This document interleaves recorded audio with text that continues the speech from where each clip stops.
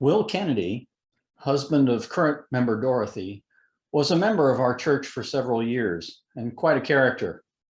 He worked in wood and wrote songs, including a tribute to male anatomy titled Old Blue that was performed as a postlude. Several years ago, the full choir prepared a tribute to him for his birthday that featured one of the songs in this service, Jesus Don't Care If You Say the F-Bomb. I did not perform this song. I left instead. Since I have a tendency to sing loudly, I am sure my absence was noted. No one ever asked me about it, but it's been on my mind since then, and the time has come to explain myself. The time has arrived because I'm prepared to describe the journey that led me to that action and share the lessons I've learned before and after that event. You see, I don't cuss. I don't use George Carlin's 7 words you can't say on television. I've never been much of a cusser, but there was a time and circumstance where I made a decision not to cuss at all anymore. I want to make clear that this is a personal spiritual discipline journey. I'm sharing the story of why I don't cuss, what that means, and what it does for me. If I'm advocating anything for you here, it is that you identify and undertake spiritual discipline journeys for yourself. Now, like all kids, I went through a phase where it's fun to say bad words in order to shock your parents and other adults. I drew the usual reactions, and my parents intervened with reason.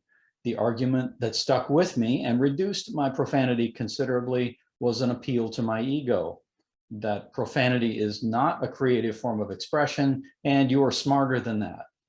So my shock behavior was reduced considerably, and I moved on to other ways to defy authority.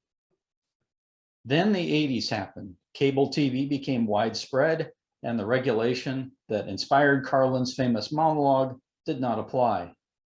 Rap music, an art form known, at least among white folks, mostly for its use of profanity, took root and became popular in counterculture circles.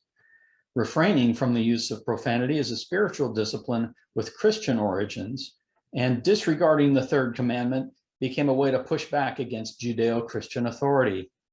It also was seen by some popular psychologists as a healthy release of repressed emotions, that people who swore a lot were in some way more genuine and in touch with themselves than those that didn't. In short, if you didn't swear, then you were a repressed prude. By this time, my habits of speech were pretty thoroughly ingrained. I did break out the 7 words on occasion, but it wasn't particularly genuine for me. I did basically approve of those who could use profanity in a creative way, even if I couldn't pull it off.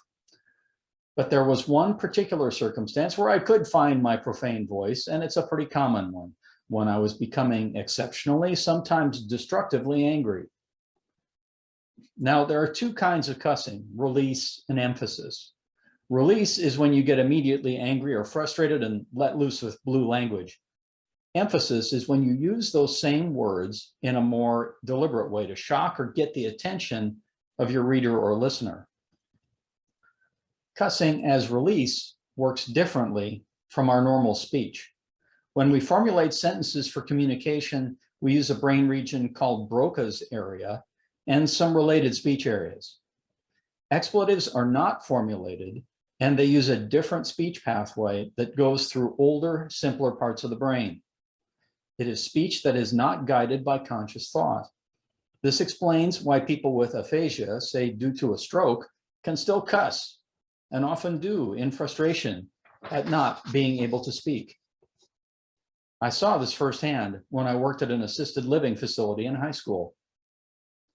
Around the time I saw this research on the pathways of expletive speech, I was also seeing research that discredited the catharsis theory. Indulging in angry, thoughtless behavior does not get it out of your system. Instead, it reinforces the pathways that it uses. The more one engages in thoughtless behavior, the easier it is to do.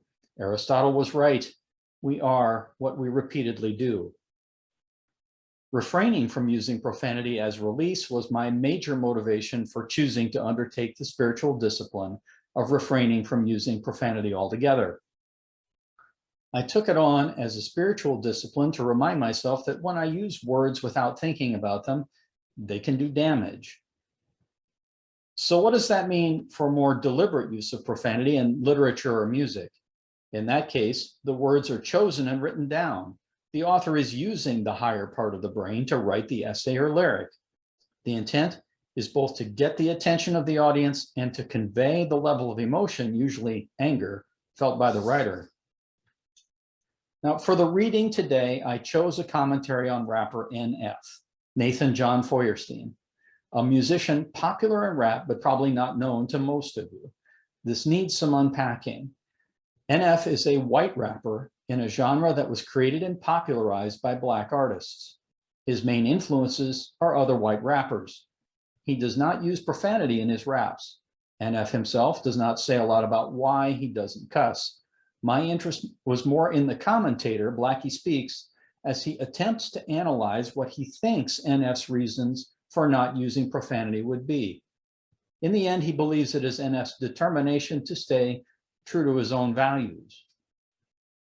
This comes close to my own reasons for making the language choices that I do. Avoiding profanity is how I stay true to myself, and there are sacrifices involved in staying true. But by itself, that doesn't tell us enough. What is the part of me that I'm staying true to? For me, it's the part that wants to take in all of a situation. Profanity is all-encompassing. It's all BS, F that S, etc., are universalized expressions of condemnation and rejection. You're not in a dialogue anymore or trying to convey something specific. Rejection is a one-note statement. Say it and you're done. When I'm writing, that kind of universal rejection is not true to who I am. I'm using refraining from profanity as an example of spiritual discipline. Spiritual discipline and spiritual practice are often used interchangeably, but to me, there's a difference. Spiritual practices are things that you decide to do in order to center yourself. Spiritual disciplines are more constant, guardrails on your thinking, or even a way of being. They require conscious and visible effort in a regular way so that you're reminded of why you're doing them.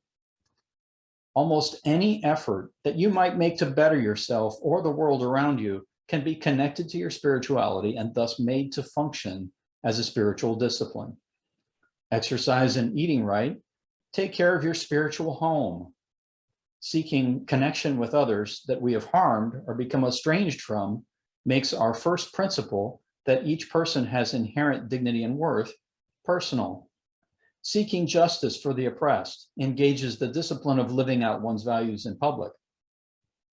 But for spiritual discipline, the important part of the practice is the mindfulness it produces.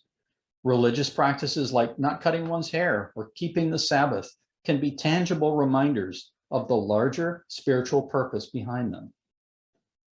And like all rules that apply to humans, disciplines can be more meaningful when they're broken. Our anthem was from Public Enemy. Chuck D, the MC, is another rapper known for refraining from profanity. He did a remix of Fight the Power in 2020 that's definitely worth listening to. It's edgier and also more inclusive. In it, you can see that the events of 2020 pushed him past his limit. Toward the end, he's dropping the F-bomb. And outside of rap, he's been known to drop some expletives in speeches.